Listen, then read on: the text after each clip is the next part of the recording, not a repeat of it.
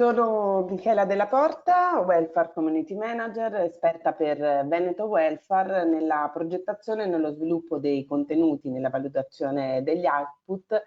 per attivare dei percorsi di integrazione tra il welfare aziendale e contrattuale e il welfare territoriale. La fase storica che stiamo vivendo ha confermato in qualche modo la necessità di ricomporre e integrare meglio l'offerta dei servizi per la cura e il benessere dei cittadini attraverso delle piattaforme collaborative connettive sia digitali che fisiche. Le esperienze del welfare comunitario in Italia sono molto eterogenee e oscillano dalla semplice aggregazione della domanda a vere e proprie forme di mutuo aiuto, fino a forme di collaborazione attiva. Con le parole del welfare andremo ad analizzare attraverso delle interviste legate a parole chiave e a fattori comuni convergenti le esperienze più rappresentative del territorio. Oggi siamo qui con Fabio Streliotto, referente di Innova SRL, per conoscere il modello Welfare Point. Salve Fabio. Ciao, buongiorno a tutti e a tutte. Fabio, ti chiedo Sì. di spiegarci quindi il Welfare Point, che cos'è? Sì, il welfare point è questo. Il welfare point è un servizio di supporto ai lavoratori e ai propri familiari che permette da un lato di aiutare i lavoratori appunto sul welfare aziendale, dall'altro di favorire l'utilizzo appunto del credito welfare che hanno a disposizione e quindi sostanzialmente fare in modo che l'utilizzo di questo credito welfare sia allineato con quelle che sono le esigenze del lavoratore stesso, della lavoratrice e della propria famiglia, dall'altro appunto che sia un supporto e un aiuto per far attivare anche tutta una serie di servizi che sui territori, sui specifici territori possono essere un'esigenza primaria. Quindi il welfare point sostanzialmente legge le esigenze e i bisogni, dà delle risposte in merito a quella che è l'offerta del territorio, aiuta anche le persone a utilizzare gli strumenti informatici, perché una delle criticità che abbiamo visto su una parte della popolazione aziendale, che molto spesso si aggira anche il 30-40%, è proprio anche la difficoltà a utilizzare gli strumenti informatici. Quindi proprio questo aiuto e supporto diventa appunto primario. Perfetto. E altra domanda, dove è posizionato il Welfare Point? Allora, noi abbiamo fatto in questi anni tre sperimentazioni, tre tipologie di sperimentazioni di welfare point. Abbiamo fatto dei temporary office che sono appunto dei welfare point all'interno delle imprese, quindi gli operatori e le operatrici vanno nelle imprese e supportano in determinati giorni e in determinati orari dove le persone, i lavoratori si prenotano e facciamo appunto in azienda. Poi abbiamo sperimentato dei welfare point territoriali, questi offrono gli stessi servizi ma hanno un vantaggio in più in merito all'orario, che è possibile appunto permettere ai lavoratori di venire appunto in orari diversi e soprattutto di accedere anche ai familiari. Abbiamo visto soprattutto per lavoratori diciamo con età superiore ai 50-55 anni, maschi, avere la possibilità che ci sia la moglie o ad esempio nei lavoratori stranieri anche i figli che conoscono meglio l'italiano, che capiscono meglio un po' la cultura e anche le normative italiane, da avere la possibilità che accedano anche i familiari è stata una cosa molto importante. E durante la pandemia abbiamo sperimentato il welfare point virtuale, che abbiamo diviso in due modalità, con la video call, quindi un po' come la stiamo utilizzando oggi, e anche con WhatsApp, perché anche lì abbiamo visto che molti lavoratori utilizzano e sono, diciamo, pratici nell'utilizzo di questo strumento. Quindi anche WhatsApp è diventato uno strumento, un canale di comunicazione e supporto più friendly, appunto, più diciamo giovane per certi aspetti, ma che viene utilizzato molto spesso anche dai lavoratori appunto over 55. Grazie Fabio. Per entrare un po' più nello specifico del Welfare Point e di come si è sviluppato all'interno della Regione Veneto in particolare, chiamiamo al tavolo Nicola Panarella, segretario regionale della FIMCISL del Veneto. Buon pomeriggio, eccomi. E Adriano Poli, componente segreteria regionale FIMCISL Veneto e FIMCISL Verona. Buongiorno. Buongiorno, benvenuto.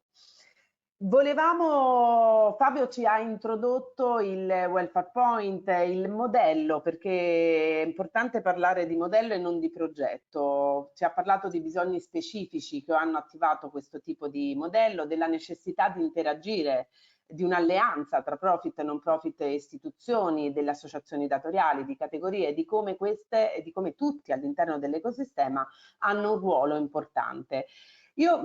vi chiedo qual è stato il bisogno iniziale a cui si è voluto rispondere quando la FIMCISL ha deciso di aderire alla progettualità e di esserne parte integrante. Diciamo che il bisogno nasce dal nostro ruolo, dal fatto che appunto all'interno delle aziende come sindacalisti, tra l'altro è uno dei primi obiettivi dell'organizzazione che rappresentiamo, è quella di fare contrattazione. E quindi all'interno della contrattazione nelle aziende, oltre a questioni puramente normative o questioni che supportano i lavoratori nella gestione normativa, abbiamo molto puntato in questi anni sulla questione del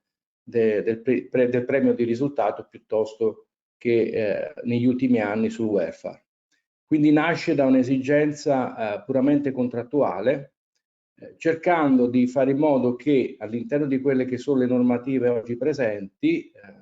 si possa rendere ai lavoratori quanto più utilizzabili anche in termini di montante economico l'eventuale premio.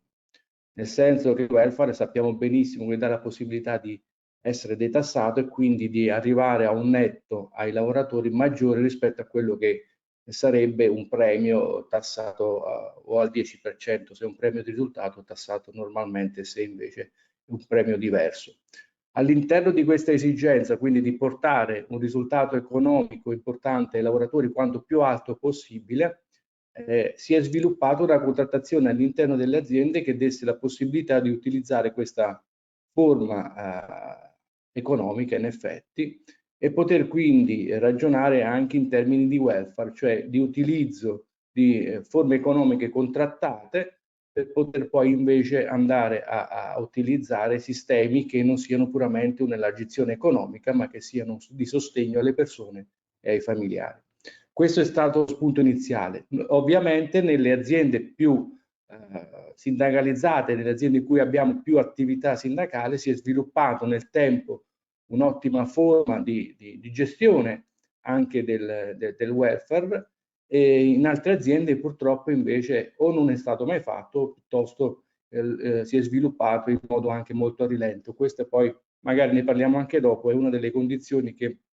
limita un po' quello che è l'aumento dell'impegno sul welfare all'interno dell'azienda. Grazie. Rispetto a quest'ultimo punto, no, al fatto che non sempre il welfare aziendale è accessibile e non tutte le imprese possono accedervi, probabilmente il welfare integrato sussidiario è una di quelle forme che riesce a garantire in maniera più equa la distribuzione e l'accesso, proprio perché si va ad integrare un'offerta di servizi territoriali per i cittadini / lavoratori all'interno di quel territorio specifico. Adriano, quali sono le sfide che il progetto si pone? Sì, allora, giusto per fare anche un ragionamento di integrazione a quanto diceva il mio segretario. Vedete, noi giusto contrattualmente nel 2016 dal punto di vista della contrattazione nazionale siamo precursori, nel senso che entriamo in quello che è il testo unico sull'imposta dei redditi e cominciamo a dirci che tutti i metalmeccanici italiani, quindi a 1,5 milioni circa di lavoratori, destiniamo delle quantità economiche che vanno esclusivamente spese in acquisto di beni e servizi. Inizialmente 100 euro, poi 150, adesso a regime sono 200 euro all'anno obbligatori, e lì comincia un po' di contrattazione di quella importante, nel senso che in molte imprese optiamo per la via più comoda, quindi la via dell'acquisto attraverso i buoni benzina piuttosto che i buoni pasto, ma cominciamo anche a scoprire che il testo unico ci dà molte opportunità che non sono conosciute. E qui c'è un primo intreccio che possiamo già dirci che comincia ad essere welfare, nel senso che la FIM incontra per caso, innova in un convegno organizzato da una rete di piccole imprese, di piccole e medie imprese nel territorio di Bassano da Grappa, e lì comincia anche uno scambio di relazione che è un po' il contenuto che poi andremo anche ad affrontare di relazione rispetto alla fattibilità, ovvero cosa si può mettere in campo per far sì che ci sia un utilizzo più consapevole delle risorse, perché da quel momento poi interviene anche tutta la partita che riguarda la possibilità di trasformazione dei premi di risultato e anche un'attività di contrattazione, perché infilandoci in quelle pieghe noi capiamo che c'è sì un risparmio per i lavoratori ma anche per le imprese, quindi contrattiamo anche delle quote aggiuntive con un problema che è di due aspetti. Il primo, culturale, nel senso che c'è una fetta di società che pensa che molto probabilmente la fetta di decontribuzione, quindi il non pagare i contributi ed è legittimo come pensiero, abbia dei riflessi negativi sul futuro, quindi incidenze sul sistema di sanità pubblica piuttosto che di previdenza pubblica. Ce n'è un'altra fetta che molto probabilmente invece questa opportunità del dire che le possibilità di welfare possono essere anche trasformate in previdenza complementare piuttosto che in sanità integrativa non è pienamente consapevole, e quindi qui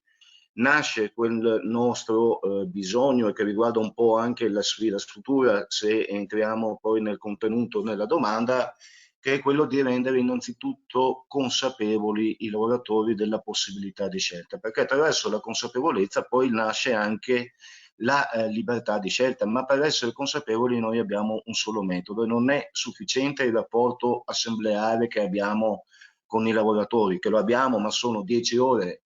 al mese con molte persone raggruppate assieme e di conseguenza, scusate, 10 ore all'anno, altrimenti 10 ore di assemblea al mese sarebbero difficilmente anche applicabili, ma comunque molte persone raggruppate e difficoltà di entrare in un contenuto che invece è molto individuale, molto specifico, perché ogni lavoratore ha poi una propria situazione personale variegata. C'è chi può avere la necessità di assistenza ai familiari anziani, c'è chi invece magari ha il babysitter e i bambini molto piccoli da accudire, ma c'è anche chi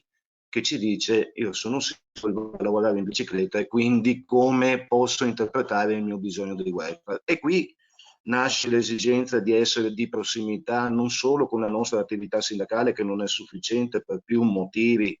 anche per un rapporto fiduciario che spesso, voglio dire, qualche volta non c'è. Noi insomma facciamo sindacato ma non siamo evidentemente nel piacere di tutti, quindi molto probabilmente c'è anche un rapporto fiduciario che non sempre è unilaterale nei confronti del sindacato, quindi l'esigenza di dirci assieme alle imprese con un obiettivo che è comune, dirci facciamo un meccanismo, mettiamo in merito un meccanismo che ci porti ad avere una presenza capillare ed informativa per far sì che non ci sia poi chi l'opportunità non la gode, perché allo stesso tempo noi possiamo garantire che di questo 1,5 milioni di lavoratori molto probabilmente un buon 30-40% non gode dell'opportunità e lascia decantare le risorse che sarebbero di loro destinazione. Quindi una contraddizione in termini il fatto che ci siano poche risorse economiche e quindi che ci sia anche un bisogno di denaro, e dall'altro canto un lascito, perché significa, se non si usufruisce, di lasciare il denaro lì dov'è, per chi non sa o accedere, perché poi c'è anche il problema dell'alfabetizzazione digitale sulla quale ci stiamo operando anche attraverso il connubio con l'Università di Padova, oppure semplicemente per chi non ne ritiene il bisogno perché non sa infilarsi nel testo unico e quindi nelle opportunità che dà tutto il registro dell'Agenzia delle Entrate in questi termini. Quindi ecco, qui si genera la sfida del futuro, quella di rendere sempre più consapevoli i lavoratori / cittadini e i loro familiari, perché poi riguarda un complesso familiare rispetto all'opportunità che il sistema dà di consapevolezza come esercizio. Ecco, la concludo così per non dilungarmi troppo. È una conclusione importante a cui aggiungo una premessa che avevi fatto nel corso dell'intervista, l'evoluzione culturale di tutti gli attori in gioco. Quindi è importante agire su una consapevolizzazione del sistema, di che cos'è il welfare integrato e di che cosa si può portare un sistema di welfare a beneficio di un principio di equità e non di uguaglianza, che forse è il primo cardine di questo tipo di sistemi, e il secondo l'evoluzione culturale di tutti gli attori in gioco, la divisione tra governance e government, e riprendendo un'osservazione di Fabio prima, cioè di sedersi a tavolo per fare, per agire, non solo per codisegnare, perché parliamo tanto di codisegno, ma poi ci soffermiamo poco sulla coazione, che è l'elemento fondante poi di processi di questo tipo. Quindi grazie mille e grazie per aver introdotto anche la mia prossima domanda, che è quella del in che termini la parola chiave relazione rappresenta un progetto di questo tipo. Allora, la relazione credo che sia uno dei primi termini che contraddistingue il nostro mestiere, quindi il fare il sindacalista non può prescindere da relazionarsi con le persone a ogni momento, ogni secondo della giornata, in ogni possibilità e in ogni ambiente, in particolar modo poi nelle aziende e sul territorio.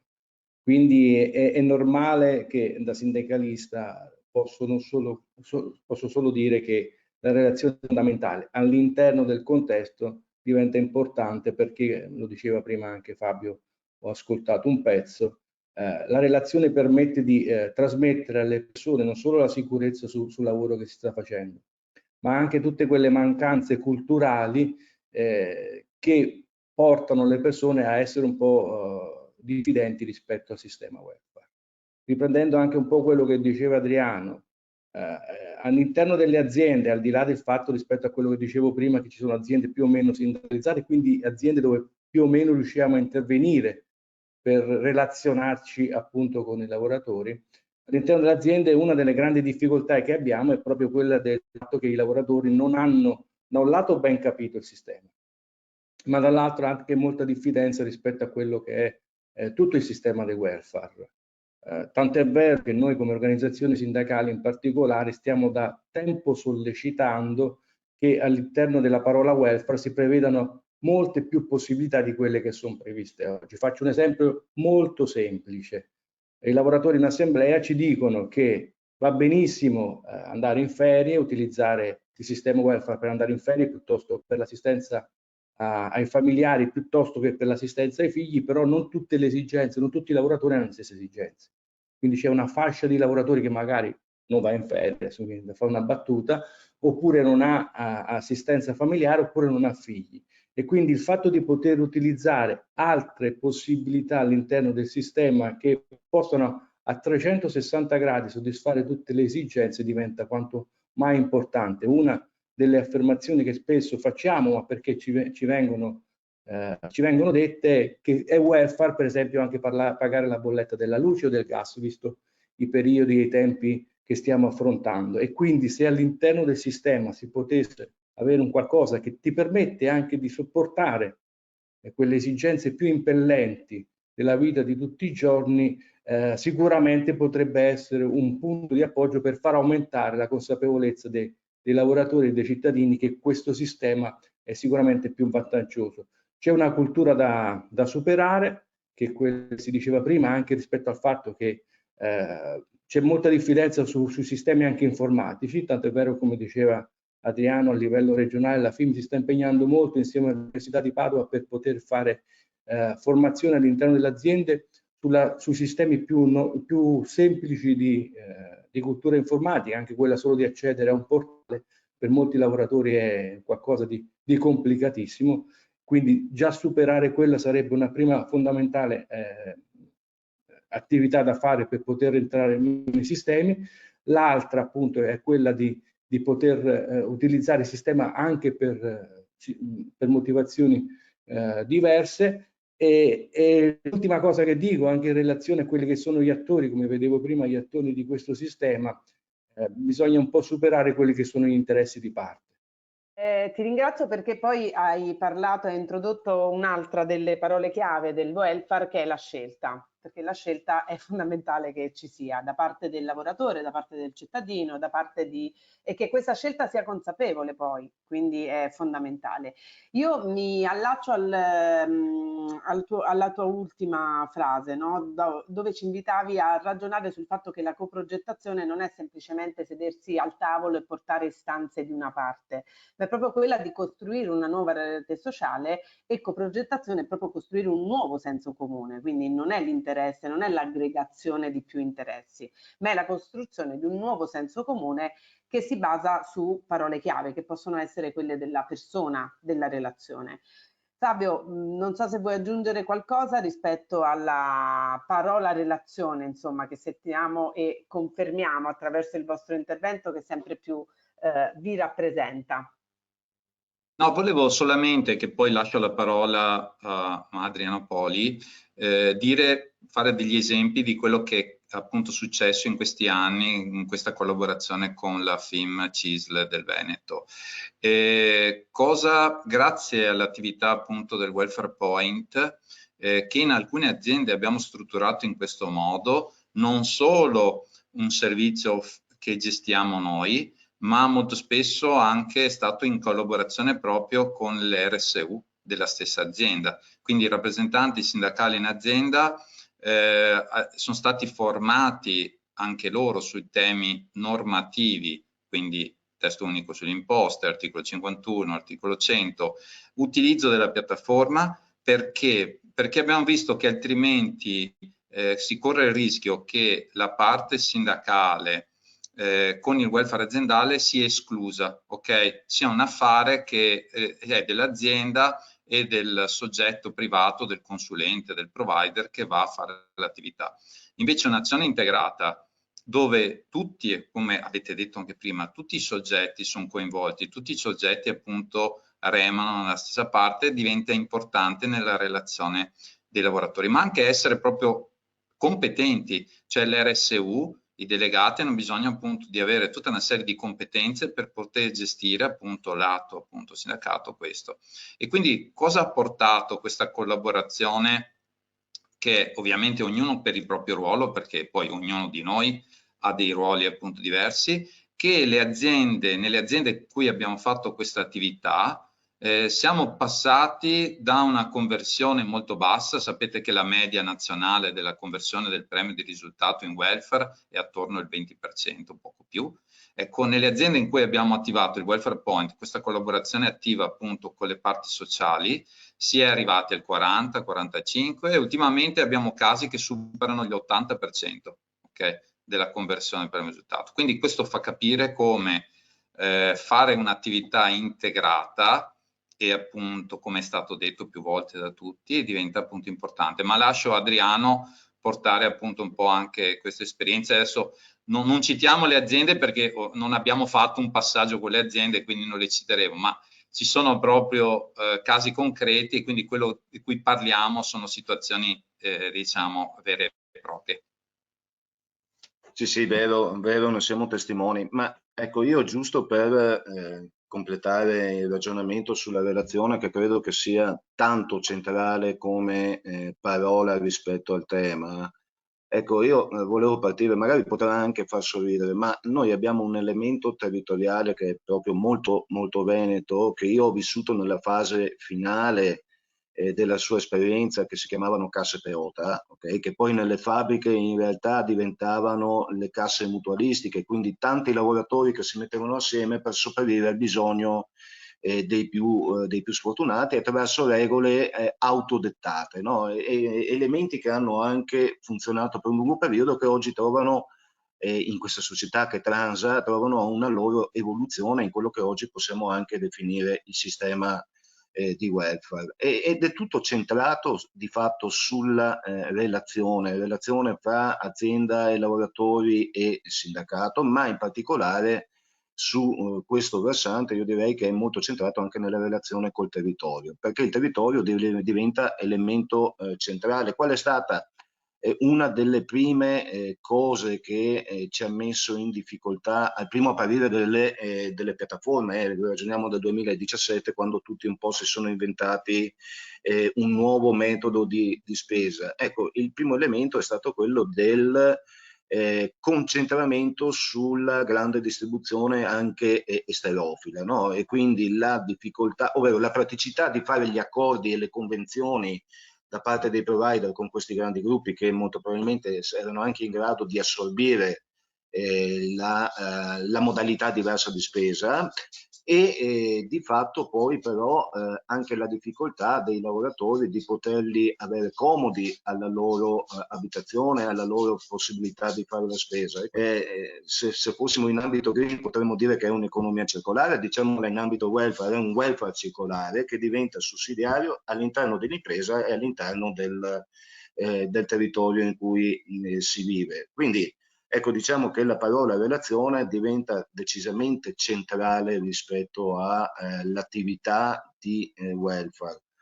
Poi è chiaro che noi non puntiamo al 100%, perché come dicevo prima l'importante è che ci sia la consapevolezza e la capacità di poter discernere. Una volta che ho capito le potenzialità e le opportunità, se sono capace di discernere, sono anche capace di scegliere qual è la migliore opzione per la mia vita rispetto anche alla mia famiglia. E un buon welfare è un welfare che non spendo perché ce l'ho, ma perché ne ho bisogno. E quindi è qui la chiave di lettura più importante. Io ringrazio Fabio, ringrazio Nicola, ringrazio Adriano, insomma, per questi momenti insieme, e ci rincontreremo sicuramente su questi o altri canali per parlarne ancora insieme.